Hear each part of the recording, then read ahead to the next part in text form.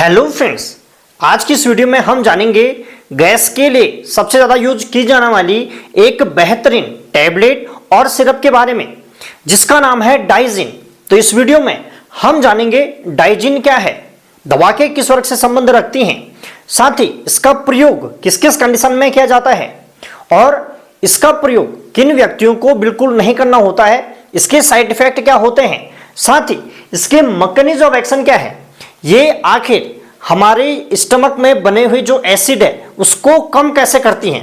तो ये कंप्लीट जानकारी हम आज की इस वीडियो में लेने वाले हैं, इसीलिए ये वीडियो काफी इंपॉर्टेंट होने वाली है।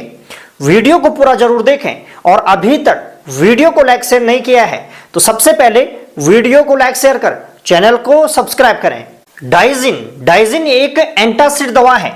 एंटासिड अर्थात एंटा यानी विपरीत और एसिड यानी ऐसी दवा जो एसिड को न्यूट्रलाइज करने का कार्य करती हैं, जो एसिड को कम करने का कार्य करती हैं। तो जो ये डाइजिन है, ये डाइजिन टैबलेट और सिरप दोनों फॉर्म में आपको मार्केट में आसानी से मिल जाती हैं। और डाइजिन ये एक दवा का ब्रांड नेम है, इसके अंदर कुछ कंपोजिशन होता है। तो टैबलेट के बारे में बात करें, डाइजिन टैबलेट के बारे में, तो डाइजिन टैबलेट के अंदर जो कंपोजिशन होता है उसको आप बैक करके देख सकते हैं। तो एल्यूमिनियम हाइड्रोक्साइड 300 mg की स्ट्रेंथ में इसमें होती है, साथ ही मैग्नीशियम हाइड्रोक्साइड 25 mg की स्ट्रेंथ में, साथ ही मैग्नीशियम एल्यूमिनियम सिलिकेट हाइड्रेट होता है जो 50 mg की स्ट्रेंथ में होती है, साथ ही सिमेथिकोन होता है जो 25 mg की स्ट्रेंथ में इसके अंदर होती है। और एक टैबलेट के अंदर इतनी कंपोजिशन में ये दवा मिलाई जाती है। और अगर डाइजिन सिरप के बारे में बात करें तो डाइजिन सिरप में इसमें भी एल्यूमिनियम हाइड्रोक्साइड होता है जो 830 mg की स्ट्रेंथ में होती है, साथ ही मैग्नीशियम हाइड्रोक्साइड होता है जो 185 mg की स्ट्रेंथ में इस दवा के अंदर होती है, और सोडियम कार्बोक्सी मिथाइल सेलुलोज इसके अंदर होता है जो 100 mg की स्ट्रेंथ में होती है, साथ ही सिमेथिकोन होता है जो 50 mg की स्ट्रेंथ में होती है। तो जो ये aluminium hydroxide, magnesium hydroxide, simethicone या सोडियम कार्बोक्सी मिथाइल सेलुलोज या मैग्नीशियम एल्यूमिनियम सिलिकेट हाइड्रेट, ये क्या है, दवा के किस वर्ग से संबंध रखती हैं और कार्य कैसे करती हैं, इसके बारे में हम वीडियो के लास्ट में जानेंगे। और अगर आप मेडिकल फील्ड से संबंध रखते हैं तो आपको इसका मैकेनिज्म ऑफ एक्शन को जानना बहुत जरूरी है, इसीलिए वीडियो में अंत तक बने रहें। सबसे पहले जान लेते हैं जो ये डाइजिन सिरप या टैबलेट है, इसका यूज किस किस कंडीशन में किया जाता है। तो इसका प्रयोग हाइपर एसिडिटी में किया जाता है। जब हमारे स्टमक में जो एसिड की मात्रा है, एसिड की मात्रा बढ़ जाए तो उस कंडीशन में इसका प्रयोग किया जाता है और ये एसिड की मात्रा या एसिड को न्यूट्रलाइज कर देता है। साथ ही इसका प्रयोग एसिड रिफ्लक्स में किया जाता है। जो हमारा स्टमक है, स्टमक में जो एसिड है वो हमारे वापस एसोफेगस की ओर आता है, जिसे हम एसिड रिफ्लक्स कहते हैं। तो हमारी जो आहार नाल होती है, तो आहार नाल में जलन महसूस होती है, तो उस कंडीशन में इसका प्रयोग किया जाता है। साथ ही इसका प्रयोग हार्ट बनने में, जैसे सीने में जलन, तो जब एसिड हमारी आहार नाल की ओर आता है तो हमारे सीने में काफी जलन महसूस होती है, साथ ही खट्टी डकारें आती हैं और मुंह में खट्टा पानी भी आता है, तो उस कंडीशन में इसका प्रयोग किया जाता है। साथ ही इसका प्रयोग डिस्पेप्सिया में किया जाता है, यानी अपच में, जिसे हम इंडाइजेशन कहते हैं। तो अपच की कंडीशन में जो खाना है वो अच्छे से नहीं पच पाता है, जिसके कारण व्यक्ति को खट्टी डकारें आना, पेट फूलना, गैस, ब्लोटिंग की समस्या होती है, साथ ही जो सीने हैं, सीने में जलन महसूस होती है, तो उस कंडीशन में इसका प्रयोग क्या आता है। साथ ही इसका प्रयोग गैस्ट्रिक और ड्यूडेनल अल्सर में जो होने वाला पेन है, तो अस्थायी रूप से ये पेन को भी ठीक करने का कार्य करती हैं, क्योंकि ये अल्सर के ऊपर प्रोटेक्टिव लेयर बना देती हैं, जिससे कुछ मात्रा में जो अल्सर के कारण जो दर्द है वो कम हो जाता है। तो इन कंडीशन में इसका प्रयोग किया जाता है। और अगर आप इसके मैकेनिज्म ऑफ एक्शन को जानेंगे तो आप इसके जो यूज है उसको और अच्छे से जान लेंगे। अब जान लेते हैं इसका डोज क्या रहता है। तो जो डाइजिन टैबलेट है, इस टैबलेट को दिन में 3 बार या दिन में 4 बार भी लिया जा सकता है और इसे खाने के बाद ही लिया जाता है। और इस टैबलेट को चबाना होता है, ये च्युअल टैबलेट के रूप में मार्केट में आती हैं। तो जिस प्रकार आप टॉफी चबाते हैं तो उस प्रकार इसको चबाना होता है। साथ ही इसका जो सिरप है, सिरप 10 ml एक बार में लिया जाता है और इसे दिन में 2 बार या 3 बार इसका प्रयोग खाने के 20 या 30 मिनट बाद किया जाता है। तो इस प्रकार हमारी जो आहार नाल में जलन है, गैस है, ब्लोटिंग है, अपच के कारण या खट्टी डकारें आना या मुंह से खट्टी बदबू आना, तो इस कंडीशन को ठीक करने के लिए, जिससे गैस की जो प्रॉब्लम है वो कम हो जाती है, तो इसका प्रयोग किया जाता है। और डाइजिन जो सिरप है इसका बहुत अच्छा रिजल्ट देखा जाता है। यहां पे ध्यान रहे, जो ये डाइजिन है, ये डाइजिन तब कार्य करती हैं जब आपको एसिडिटी हो गई है, यानी जब सीने में जलन हो रहा है, गैस बन रहा है, तो उस कंडीशन में इसका प्रयोग किया जाएगा। मार्केट में अन्य दवा आती हैं जो H2 ब्लॉकर होती हैं, जैसे रेनिटिडीन, फिमोटिडीन, अन्य पीपीआई इनहिबिटर जैसे पेंटोप्राजोल, ओमेप्राजोल। तो ये जो दवा है ये इस एंटासिड सिरप से ज्यादा अच्छे तरीके से कार्य करती हैं, क्योंकि ये हमारे स्टमक में जो एसिड का सिक्रेशन होता है, सिक्रेशन को ही रोक देती हैं, यानी जो HCl की मात्रा है उसको बनने ही नहीं देती हैं। तो इस प्रकार ये कार्य करती हैं। और जो ये डाइजिन है ये बने हुई जो एसिड की मात्रा है उसको न्यूट्रल करने का कार्य करती हैं। तो इस प्रकार ये कार्य करती हैं। साथ ही अगर इस डाइजिन जो सिरप है या टैबलेट है, इसको अगर आप लंबे समय तक लेते हैं तो उस कंडीशन में हाइपोफॉस्फेटेमिया हो जाएगा, यानी फॉस्फेट की मात्रा कम हो जाती है बॉडी के अंदर। साथ ही एल्यूमिनियम इसके अंदर है, तो एल्यूमिनियम का एक्यूमुलेशन ज्यादा हो जाएगा, जिससे ऑस्टियोमलेशिया हो सकती है। सामान्य भाषा में कहें तो हड्डियां कमजोर हो सकती हैं। इसीलिए इसका प्रयोग लंबे समय तक नहीं करना होता है, केवल जब आपको ये प्रॉब्लम हो रही है उस कंडीशन में इसका प्रयोग किया जाता है। और जैसे ही आपकी प्रॉब्लम कम हो गई है तो उसके बाद इसका प्रयोग बंद कर देना होता है। अब जान लेते हैं जो ये डाइजिन सिरप या टैबलेट है, इसकी वार्निंग्स क्या है, किन पेशेंट को बिल्कुल ये नहीं देना होता है या सावधानी पूर्वक ही दिया जाता है। तो यदि कोई किडनी का पेशेंट हो तो किडनी के पेशेंट में बिल्कुल ये नहीं देना होता है। क्यों नहीं देना होता है?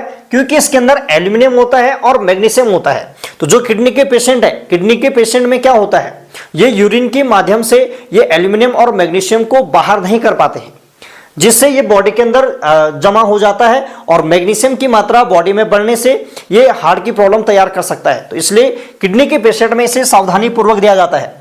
साथ ही कुछ दवाइयां हैं जैसे आयरन, विटामिन B12 या कैल्शियम, इन दवाओं के साथ इसको कंबाइंड में नहीं देना होता है। साथ ही फ्लोरोक्विनोलोन जैसे हमारे सिप्रोफ्लोक्सासिन है, ओफ्लोक्सासिन है, तो इनके साथ भी इसका प्रयोग नहीं किया जाता है। साथ ही टेट्रासाइक्लिन, जो टेट्रासाइक्लिन दवा आती है, साथ ही डिजॉक्सिन, एटेनोलोल, और अगर किसी व्यक्ति की शुगर की दवा चल रही हो या थायराइड की मेडिसिन चल रही हो या सुक्रालफेट, तो इनके साथ में मिक्सअप में ये दवा नहीं दी जाती है। अगर आवश्यकता पड़ती है तो कम से कम 2 से 4 घंटे का अंतराल रखना होता है, तब जाके इसका प्रयोग किया जाता है, वो भी डॉक्टर की निगरानी में। तो इन कंडीशन में सामान्यतः घर में इसका प्रयोग नहीं करना चाहिए। तो अगर किसी व्यक्ति को किडनी की प्रॉब्लम है या हार्ट की प्रॉब्लम है या इनमें से कोई दवा चल रही हो तो इस कंडीशन में बिना डॉक्टर की सलाह के इस दवा का प्रयोग न करें। तो अब जान लेते हैं इस डाइजिन सिरप के साइड इफेक्ट क्या होते हैं। डाइजिन सिरप के अंदर एल्यूमिनियम हाइड्रोक्साइड होता है और एल्यूमिनियम हाइड्रोक्साइड का जो साइड इफेक्ट है वो देखा जाता है कि कॉन्स्टिपेशन हो जाता है व्यक्ति को, यानी कब्ज की प्रॉब्लम हो जाती है तो ये कब्ज कर सकता है। साथ ही इसके अंदर मैग्नीशियम हाइड्रोक्साइड होता है और मैग्नीशियम हाइड्रोक्साइड का साइड इफेक्ट होता है डायरिया, तो यानी व्यक्ति को डायरिया लग सकते हैं, तो व्यक्ति को कॉन्स्टिपेशन भी हो सकता है, डायरिया भी लग सकता है, साथ ही नाउजिया और वॉमिटिंग हो सकती है। तो यदि ये या इसके अलावा कोई साइड इफेक्ट अगर आपको नजर आते हैं तो तुरंत अपने डॉक्टर से मिलें, जिससे वह आपको ये दवाएं लिखकर कोई अन्य दवा प्रिस्क्राइब कर सके। अब वीडियो के लास्ट में जान लेते हैं जो ये डाइजिन सिरप या टैबलेट है ये किस प्रकार कार्य करती हैं। तो डाइजिन सिरप के अंदर aluminium hydroxide, magnesium hydroxide, sodium carboxymethyl cellulose और समेथिकोन होता है। ठीक इसी प्रकार जो डाइजिन टैबलेट है इसके अंदर भी सेम सॉल्ट होता है, लेकिन जो टैबलेट है, टैबलेट के अंदर मैग्नीशियम एल्यूमिनियम सिलिकेट हाइड्रेट होता है। तो इसके मैकेनिज्म ऑफ एक्शन को जानने के लिए सबसे पहले हम थोड़ा सा ये जान लेते हैं आखिर ये गैस बनता क्यों है, किस प्रकार हमें एसिडिटी बन जाती है। तो एसिडिटी क्या होती है, हमारी जो स्टमक होती है, स्टमक में पैराइटल सेल उपस्थित होता है।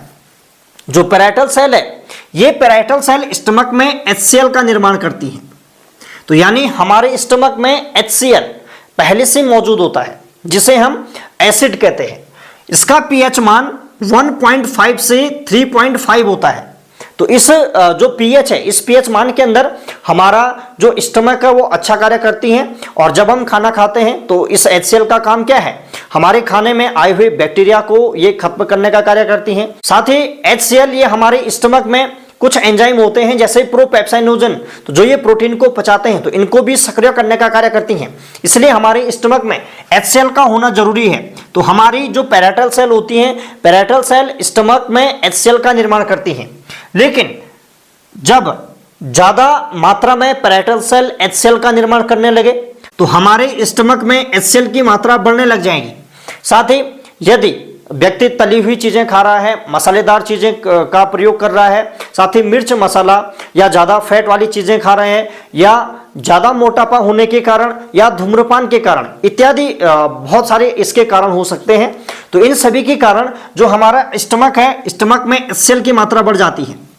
तो स्टमक में HCl की मात्रा बढ़ने से, अगर आपने pH स्केल पढ़ा होगा, तो यानी HCl की मात्रा बढ़ेगी तो pH मान कम हो जाएगा।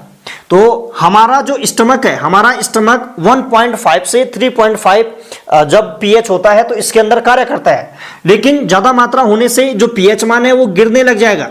तो जब 1.5 pH से जब कम हो जाएगा हमारा स्टमक का pH मान, तो उस कंडीशन में हमारी जो स्टमक है, स्टमक में जलन महसूस होने लगेगी। इसलिए व्यक्ति को सीने में जलन, अपच के कारण जैसे बहुत ज्यादा दर्द होना, साथ ही खट्टी डकारें आना, तो ये कंडीशन तैयार हो जाती है। तो उस कंडीशन में हमारा जो HCl के है वो HCl हमारे वापस हमारे एसोफेगस की ओर आने लग जाता है। साथ ही यह हमारे स्टमक की दीवारों को भी नुकसान पहुंचाने लग जाता है। अगर ऐसी कंडीशन लंबे समय तक रहती है तो उस कंडीशन में अल्सर होने के भी चांसेस होते हैं। तो इस कंडीशन में हमें क्या होती है, जलन महसूस होती है, खट्टी डकारें आती हैं, साथ ही पेट में दर्द महसूस होता है, पेट में काफी जलन महसूस होती है। तो ऐसे में जो ये डाइजिन सिरप है, ये सिरप दिया जाता है। आप जानते हैं इसका मैकेनिज्म ऑफ एक्शन ये कैसे कार्य करती है। तो जब स्टमक में HCl की मात्रा बढ़ जाती है तो उस कंडीशन में अब क्या होगा, जो हमारा जो डाइजिन सिरप है, तो डाइजिन सिरप के अंदर होता है एल्यूमिनियम हाइड्रोक्साइड। तो ये एल्यूमिनियम हाइड्रोक्साइड यानी AlOH का होल ट्वाइस, तो जो ये एल्यूमिनियम हाइड्रोक्साइड है ये इस HCl से क्रिया कर देता है। तो HCl से क्रिया करने से ये एल्यूमिनियम क्लोराइड बनाता है और पानी का निर्माण करता है, H2O का निर्माण करता है। तो यानी ये जो एसिड है, एसिड को तोड़ देता है और इसने एक प्रकार का लवण बना लिया है। तो इस प्रकार एसिड की मात्रा अब कम हो जाती है, जो बढ़ी हुई एसिड की मात्रा थी। साथ ही जो मैग्नीशियम हाइड्रोक्साइड है, तो मैग्नीशियम हाइड्रोक्साइड ये भी HCl से क्रिया करता है और MgCl2 बनाता है, मैग्नीशियम क्लोराइड बनाता है, साथ ही वाटर। तो ये भी एक प्रकार का लवण होता है जो HCl को तोड़ देता है। समझ गए? तो इस प्रकार ये कार्य करती हैं और जो बढ़े हुए एसिड की मात्रा थी उसको न्यूट्रल कर देती हैं, सामान्य कर देती हैं। साथ ही इसके अंदर समैथिकोन होता है। तो जो ये समैथिकोन है ये हमारी स्टमक में जो छोटे छोटे गैस के जो बुलबुले होते हैं उनको एक बड़े गैस के बुलबुले बना देती हैं, जिससे व्यक्ति आसानी से डकार के माध्यम से या अन्य किसी माध्यम से इसको बाहर कर लेता है। तो जो ये एल्यूमिनियम हाइड्रोक्साइड है, ये एल्यूमिनियम हाइड्रोक्साइड ये हमारे स्टमक में जो पेरिस्टाल्टिक मूवमेंट होती हैं उसको कम कर देती हैं, जिससे व्यक्ति को कॉन्स्टिपेशन की शिकायत हो सकती है। साथ ही जो मैग्नीशियम हाइड्रोक्साइड है, ये मैग्नीशियम हाइड्रोक्साइड ये हमारी आंतों में पानी की मात्रा को बढ़ा देती हैं, पानी को खींच लेती हैं ऑस्मोटिक प्रेशर के कारण, जिससे व्यक्ति को डायरिया की प्रॉब्लम हो सकती है। तो इस प्रकार ये कार्य करती हैं। तो जो ये एल्यूमिनियम हाइड्रोक्साइड और मैग्नीशियम हाइड्रोक्साइड है ये एक नॉन सिस्टेमिक एंटासिड दवा होती हैं, यानी ये हमारी ब्लड में एब्जॉर्ब नहीं होती हैं, इसलिए इसका साइड इफेक्ट कम होता है क्योंकि ये हमारे ब्लड में नहीं जाती हैं। तो जो ये डाइजिन टैबलेट है, डाइजिन टैबलेट के अंदर मैग्नीशियम एल्यूमिनियम सिलिकेट हाइड्रेट मिलाया जाता है 50 mg की स्ट्रेंथ में। ये क्यों मिलाया जाता है? जो ये मैग्नीशियम एल्यूमिनियम सिलिकेट हाइड्रेट है ये हमारी जो स्टमक है, यदि स्टमक में अल्सर बन गया हो तो ये अल्सर को प्रोटेक्ट करने का कार्य करती हैं, अल्सर को ढक देती हैं, जिससे जो अल्सर है अल्सर को हील होने में काफी मदद मिल जाती है। साथ ही ये बाइंडर एजेंट की तरह भी कार्य करती हैं, यानी टैबलेट को मजबूती से रखने का कार्य करती हैं, जिससे टैबलेट जल्दी से नहीं टूट पाता है। इसलिए इसके अंदर ये मैग्नीशियम एल्यूमिनियम सिलिकेट मिलाया जाता है। लेकिन जो सिरप है, सिरप में इसके स्थान पर सोडियम कार्बोक्सी मिथाइल सेलुलोज मिलाया जाता है। तो सोडियम कार्बोक्सी मिथाइल सेलुलोज ये इसके अंदर 100 mg की स्ट्रेंथ में मिलाई जाती हैं। ये इसलिए मिलाई जाती हैं क्योंकि ये जो सिरप होती हैं सिरप को स्टेबल रखने का कार्य करती हैं और एल्यूमिनियम और मैग्नीशियम के कारण जो सिरप है सिरप के तल पर ना बैठे और ना जमे, तो उसके लिए ये सोडियम कार्बोक्सी मिथाइल सेलुलोज डाला जाता है, यानी ये डिस्पेंसिंग एजेंट की तरह कार्य करती हैं। ऐसा इसलिए जरूरी है क्योंकि जब भी सिरप को हिलाया जाता है तो सिरप में दवा की मात्रा समान रूप से फैली रहे, इसीलिए इसका प्रयोग किया जाता है। और ये अल्सर को प्रोटेक्ट करने का कार्य भी करती हैं, जिससे जो HCl है HCl अल्सर पर न जाए और जो अल्सर है वो आसानी से हील हो सके। तो इसलिए इसमें इसका प्रयोग किया जाता है। इसीलिए आपने इसके यूज देखे होंगे। तो गैस्ट्रिक और ड्यूडेनल अल्सर में भी इसका प्रयोग किया जाता है। इसमें सोडियम कार्बोक्सी मिथाइल सेलुलोज और मैग्नीशियम एल्यूमिनियम सिलिकेट हाइड्रेट कार्य करती हैं। साथ ही heartburn, dyspepsia, acid reflex और जो हाइपर एसिडिटी है तो इसमें एल्यूमिनियम मैग्नीशियम ये कार्य करते हैं।